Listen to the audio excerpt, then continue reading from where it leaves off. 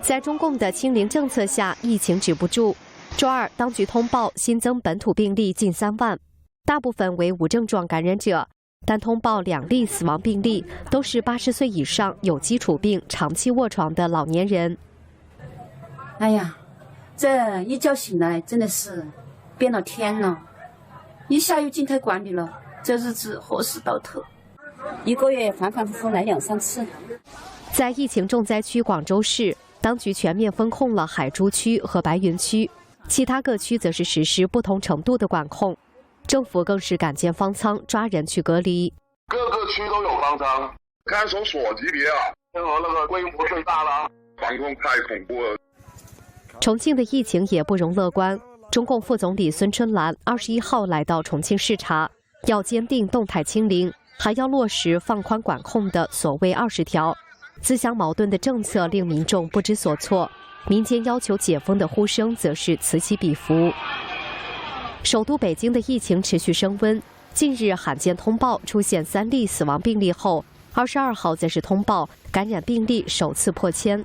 政府的管控步步升级，恐怖氛围笼罩京城。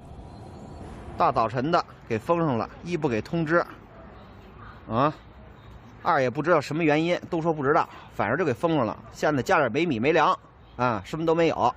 他们是该挣钱挣钱，该怎么着。所有的底商、饭馆、卖菜的全部关张，只允许大型的、国营的那种超市开张。这是一个政治的问题，和政治环境的问题，它与真正的病毒也好，与真正的防控也好，关系已经不大了。目前，北京各区的管控以口头形式为主，关闭了全市餐饮业，中小学改为线上教学。23号起，民众必须持有48小时的核酸证明，才能进出公共场所。早前，朝阳区已经静默，对于返京人员，则是需要3天3检呈阴性才能外出。